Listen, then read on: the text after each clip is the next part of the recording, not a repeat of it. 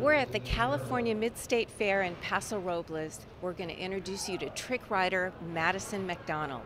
Madison's act is one of the top 5 in the PRCA. I'm so excited to meet Madison. Let's go find her now. So I want to hear about the moment that you went, that's for me, I want to be a trick rider. Well, it honestly started when I was really young. So I was about 3 or 4 years old. My mom worked for the Calgary Stampede and produced Wild West shows. Wow. So it was it's in your family. Yes, the production side of things. My mom and dad rode horses, but nobody hung off the side of a horse. So I was definitely the only one, but it caught my eye. Barrel racing and trick riding always caught my eye from the start. I started bugging them when I think I was about 3 or 4 years old. And like every parent, they're like, really? Like, they really didn't believe me. Oh, yeah, and it's scary too. It is. I don't think it was something that they really wanted me to pursue. But I kept bugging them and kept bugging them. And then because my mom hired all the trick riders all the time, she always had the connections. So it was really easy for her to start getting me into lessons. And I was about 6 years old when I took my first one. And then it's kind of just been a snowball effect from there. Was there a mentor, or, I mean, how did you learn the tricks? Originally, yes, there was a couple of Canadians that I actually looked up to. One was Jerry Deuce Phillips, and then Nikki Flendra. Those two ladies performed at Calgary Stampede. They kind of performed all over. They were the two that I always kind of inspired, like, you know, really wanted to be and inspired me. And I did get to learn from Jerry for years, and then Nikki has been a huge part of my life. She actually has got me into the NFR, and then she introduced me to the man that changed my whole world, which was Tad Griffith, who lives down in actually Santa Clarita, California. Oh, okay. So when I was 12 years old, I started going to him to learn, and he completely changed everything I did, and I owe him pretty much everything for the trick rider that I am today.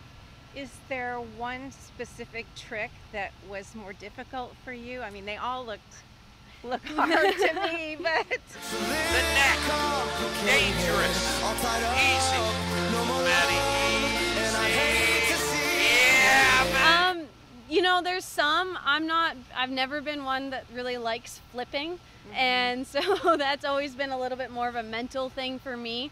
All the hanging tricks, were really, for me, I was always one that had to start slow and build my way up. Some girls can just dive straight into it, and I was one more where, you know, I got to start at a walk and a trot and really know all the basics and then work my way up. But they're all hard. They really are. Yeah. If you have the proper training and you can start at the right steps, it actually is a lot easier than, you know, than if you just dive into it without any sort of guidance. I'm a fan of yours, obviously, and I follow you on Facebook, and it always seems like you have, I'm going to say, your fellow sisters. You're very supportive. You've got a young woman that you travel with sometimes, Piper, and Shelby's another one. Yep.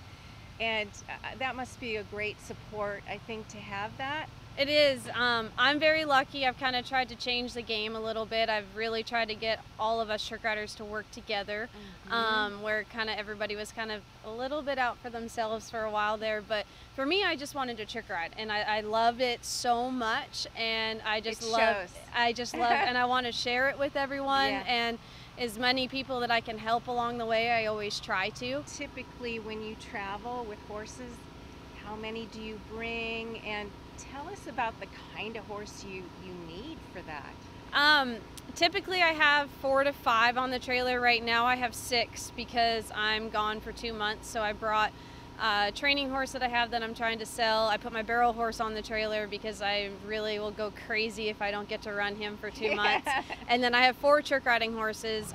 3 of them are finished. One of them is 22. He's my old faithful, but he has had one injury after another this year. Is that Vegas? It's Vegas, yeah. I know he's your love. Oh, he is, and I was pretty heartbroken because I was really counting on him here because I've got to do a really cool event tomorrow. I'm actually trick riding during the tractor pull, and he's kind of that Mr. Old Faithful that I can throw in there. And he ended up getting I don't know, he got a puncture wound right before I left, and I had to leave him at the ranch. And so my Palomino checks, I've had him for about 6 to 7 years, and he's really stepped up for me this year, and I guess it's time for me to keep throwing him to the wolves. So I'm kind of curious to see how he is going to do tomorrow. Yeah. And then I have one of Piper's, actually, that I've trick rode on about 4 years ago. And she took my older buckskin that I've had for 17 years, but he's at the age now where he's too slow for me. So me and Piper did a change. I gave, or a switch I should say, I gave her my old buckskin and I took the Speed Demon because she's not ready for that one yet. Yeah.